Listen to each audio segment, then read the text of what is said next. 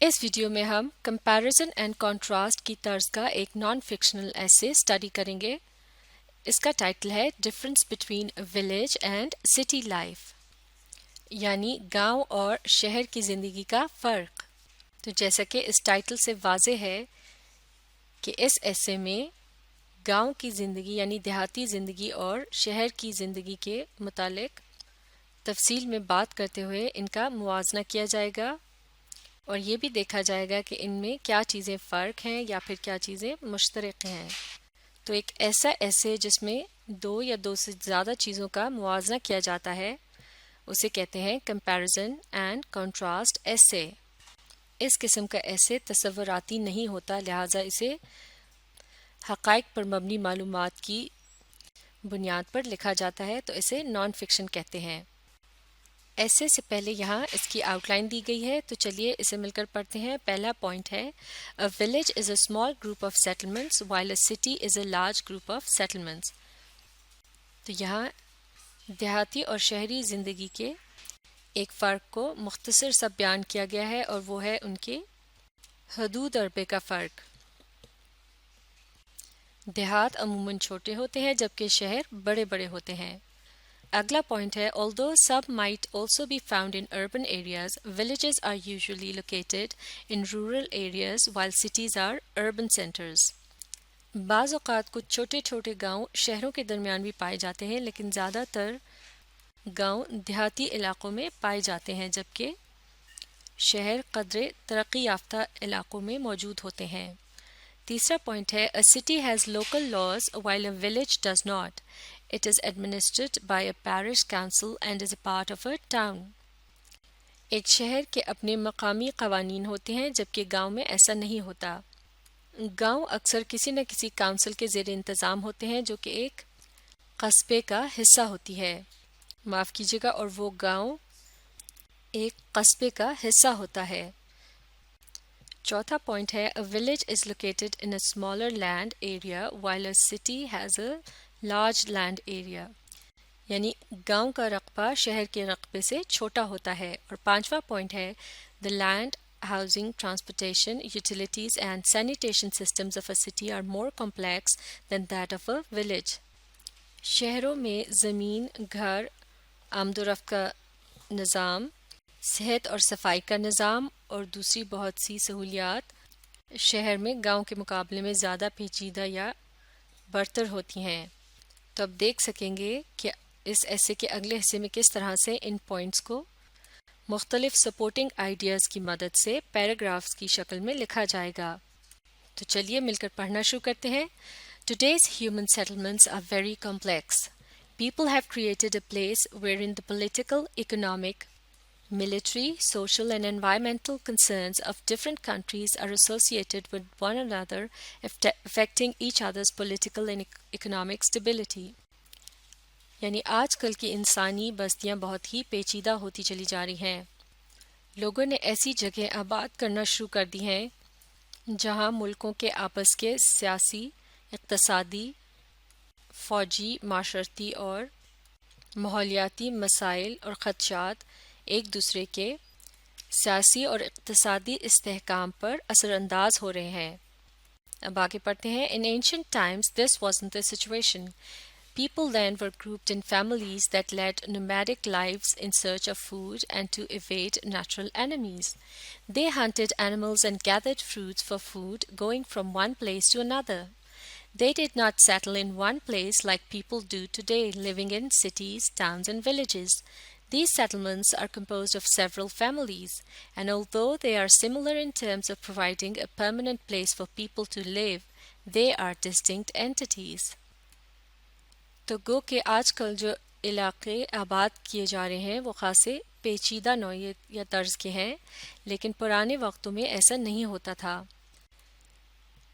ان وقت یعنی پرانے وقتوں میں لوگ چھوٹے چھوٹے خاندانوں کی صورت میں خانہ بدوشوں کی سی زندگی بسر کرتے تھے اور کھانے کی تلاش میں ایک جگہ سے دوسری جگہ منتقل ہوتے رہتے تھے، یا پھر اپنے دشمن سے بچنے کے لیے، جیسا کہ جنگلی جانور وغیرہ یا پھر موسمی حالات۔ وہ جانوروں کا شکار کرتے تھے اور پھل وغیرہ جمع کرتے تھے جسے وہ خوراک کے طور پر استعمال کرتے تھے، اور اس کی خاطر وہ ایک جگہ سے دوسری جگہ کا سفر کرتے تھے۔ تو وہ ایک ہی جگہ رکے نہیں رہتے تھے جیسا کہ آج کل لوگ شہروں، قصبوں اور گاؤں میں رہتے ہیں۔ تو آج کل کے ان شہروں، قصبوں اور گاؤں میں بہت سے خاندان مل کر رہتے ہیں، اور گو کہ شہروں، قصبوں اور گاؤں کے اندر یہ بات مشترک ہے کہ وہ لوگوں کو ایک جگہ مستقل رہنے کے لیے جگہ فراہم کرتے ہیں، لیکن پھر بھی ان تینوں میں بہت سی قدریں مختلف ہیں اور ان کی اپنی الگ الگ حیثیت ہے۔ تو اب آپ یہاں دیکھ سکتے ہیں کہ ہمارے موضوع کے مطابق ہماری اس گفتگو یا ایسے کا اصل مرکز ہے لوگوں کے رہنے کی جگہ، جیسا کہ دیہات یا پھر شہر۔ تو اب یہاں اس ایسے کے شروع میں ایک چھوٹا سا تاریخی پس منظر پیش کرتے ہوئے یہ بات بتائی گئی ہے کہ کس طرح سے شہر، قصبے اور گاؤں وجود میں آئے اور ان کا کیا مقصد ہوتا ہے، یعنی یہ وہ جگہ ہوتی ہیں جہاں لوگ مستقل طور پر رہتے ہیں۔ اور پھر موضوع کی طرف واپس آتے ہوئے، یعنی دیہاتوں اور شہروں میں کیا فرق ہوتا ہے، یہاں یہ کہا گیا ہے کہ یہ دو الگ الگ قسم کے نوعیت کے علاقے ہیں، یعنی ان میں خاصا فرق ہے۔ تو اب باقی کے ایسے میں اسی بات کو تفصیل سے بیان کیا جائے گا اور ایک ایک کر کے گاؤں اور شہر کے متعلق مختلف باتوں کو بیان کیا جائے گا جن کی مدد سے ان کا فرق پتہ چل سکے۔ تو اب آگے پڑھتے ہیں۔ A city is a big and populous settlement which is an important center of commerce and culture. It has local laws and intricate land, housing, sanitation, utilities, and transportation systems. It is a commercial hub providing its citizens with recreational facilities as well as their everyday needs. تو اب یہاں شہر کے خد و خال کے متعلق بات ہو رہی ہے کہ ایک شہر بہت ہی بڑا ہوتا ہے اور اس میں بہت سے لوگ رہتے ہیں، یعنی وہ گنجان آباد ہوتا ہے۔ اس کے علاوہ وہ تجارت اور تہذیب کا مرکز کہلایا جاتا ہے۔ اس کے اپنے مقامی قوانین ہوتے ہیں اور اس کی زمین، گھر، صفائی ستھرائی کا نظام، مختلف سہولیات اور ذرائع آمد و رفت کا نظام جو ہے وہ خاصا پیچیدہ ہوتا ہے۔ یہ ایک ایسا تجارتی مرکز ہوتا ہے جو اپنے شہریوں کو نہ صرف تفریحی سہولیات میسر کرتا ہے بلکہ ان کی روزمرہ کی ضروریات کو بھی پورا کرتا ہے۔ اب آگے پڑھتے ہیں۔ The formation of cities started during the Neolithic Revolution, which introduced the cultivation of the land and the breeding of livestock or agriculture for sustenance. From being hunter-gatherers, they adapted to a life that is different from their nomadic past. They survived through agriculture. As more and more people settled in one place, a city slowly emerged from what is known as a village. یعنی شہروں کا آغاز تب ہوا جب پتھر کے زمانے کا انقلاب شروع ہوا، یعنی جب انسان نے کھیتی باڑی کرنا سیکھا اور خود کو زندہ رکھنے کی غرض سے زراعت اور مویشیوں کی نسل افزائی کا کام شروع کیا، اور پھر انسان چیزوں کے تعاقب میں ایک شکاری کی طرح یا پھر خانہ بدوشوں کی طرح ادھر ادھر پھرنے کے بجائے ایک مختلف قسم کی طرز زندگی کو اختیار کرنے لگا۔ زراعت کی مدد سے اس نے اپنا بچاؤ کرنا سیکھ لیا، اور جوں جوں زیادہ سے زیادہ لوگ مستقل طور پر ایک ہی جگہ رہنے لگے، یعنی زراعت وغیرہ کی غرض سے، تو آہستہ آہستہ پہلے گاؤں وجود میں آئے اور پھر وہ شہروں میں تبدیل ہونے لگے۔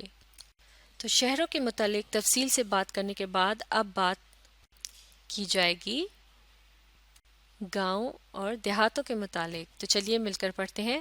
A village is a small group of settlements which is usually located in a rural area, although they can also be found in several urban areas.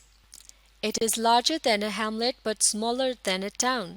It is comprised of permanent residences that are located close together for the purpose of its easy defense against enemies and to enable its inhabitants to socialize among themselves. تو گاؤں قدرے ایک چھوٹی سی آبادی ہوتی ہے جو کہ عام طور سے دیہی یا دیہاتی علاقوں میں پائی جاتی ہے، جبکہ کچھ چھوٹے چھوٹے گاؤں شہری علاقوں کے درمیان بھی پائے جاتے ہیں۔ ایک گاؤں ایک قریے سے تھوڑا بڑا ہوتا ہے لیکن ایک قصبے سے چھوٹا ہوتا ہے۔